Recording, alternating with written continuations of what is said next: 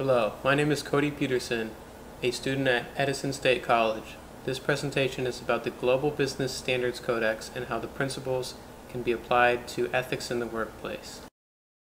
The Global Business Standards Codex was founded by Payne, Deshpande, Margolis, and Boettcher. It revolves around 8 principles for evaluating ethical behavior in the business world.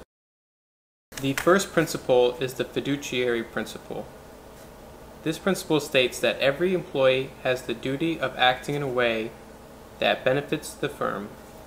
It is their responsibility to act in a way that keeps the stakeholders' interest in mind.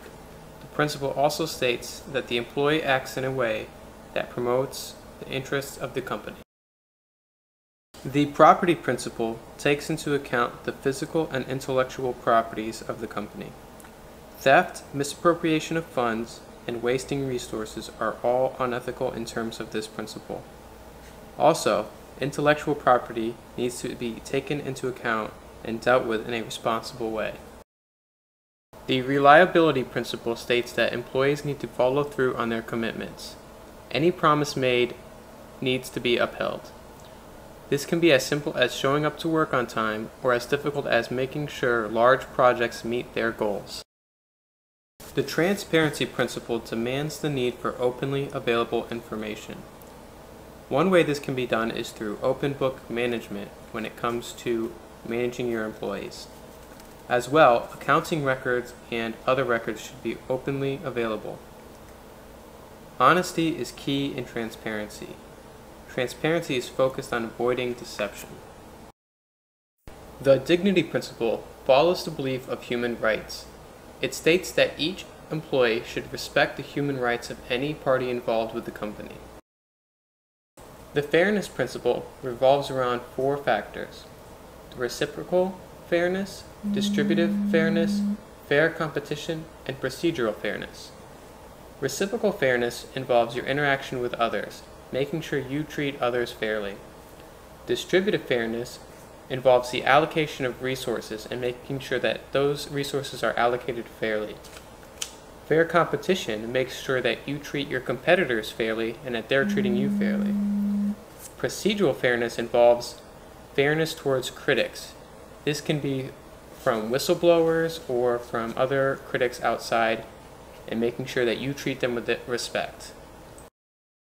The citizenship principle involves you benefiting your society by being a good citizen.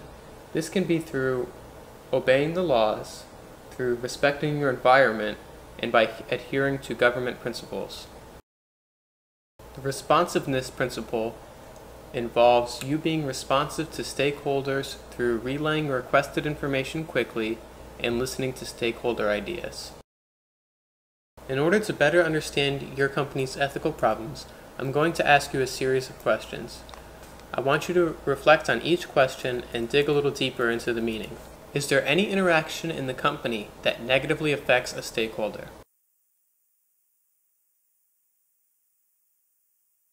Does any physical or intellectual property theft take place?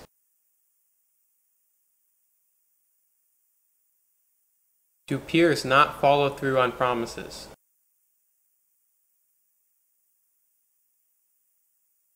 Are things left hidden on purpose? Are there any human rights violations?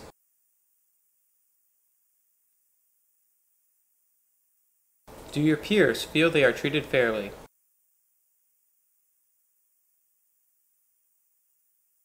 Do you act as a responsible citizen in your community?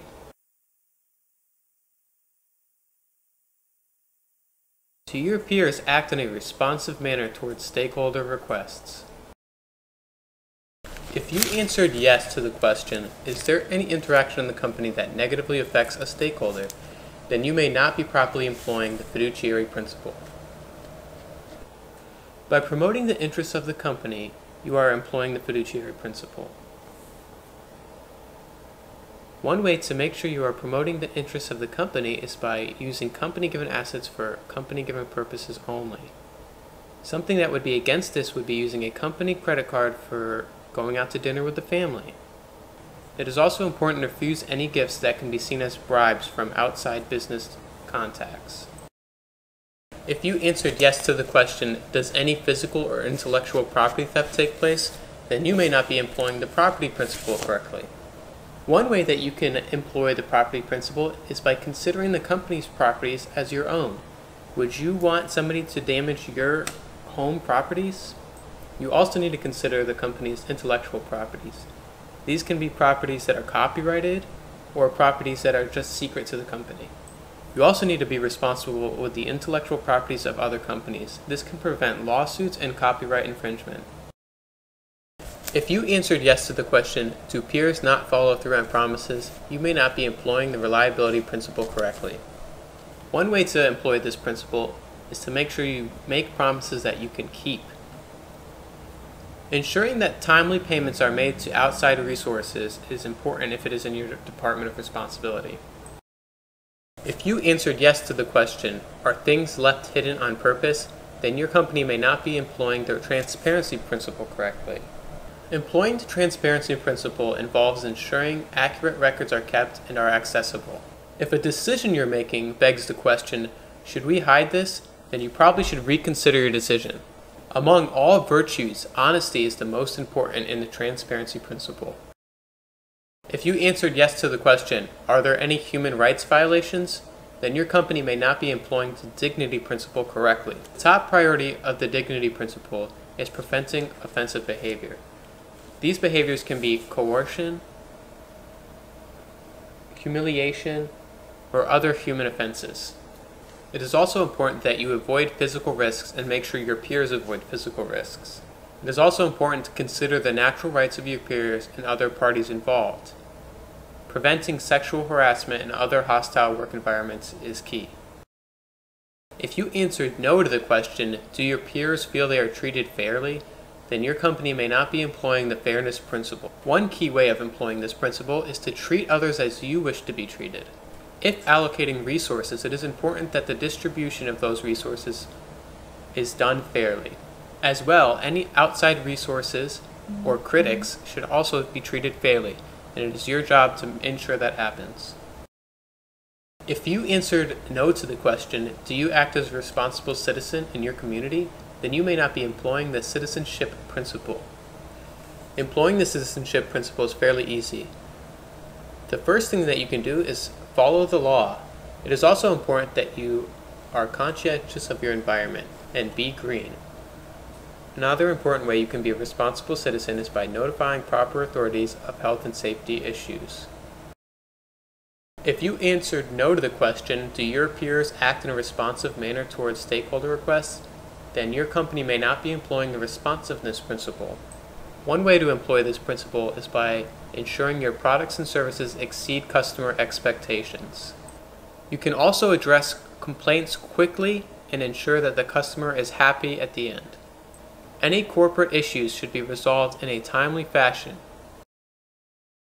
It is important to understand the outcomes and reasoning behind the principles. One outcome is the building of an ethical foundation to structure the company. Through implementing these principles, you will create a good public image. The principles will also help you build a faithful network of employees.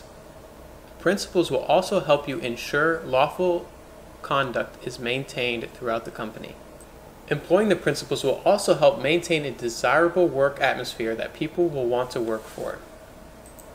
Employing the principles will also help maintain a desirable work atmosphere that will keep employees motivated to work. To help you and your company establish these principles, I have set up a couple goals. My first goal is for your company to establish an accountability practice to ensure proper use of these principles. Making sure that everybody helps each other out in establishing and implementing the principles will help ease the transition. As an individual, you can point out any decisions being made that don't adhere to the standards. Also, you can pick out one principle that you are aware of as a weakness and work on strengthening it. Lastly, if you get to a point where the principles seem unnecessary or mundane, remember the reasoning behind them. In conclusion, I hope that you and your company can help implement the Global Business Standards Codex by using these 8 principles to help better your company in an ethical way.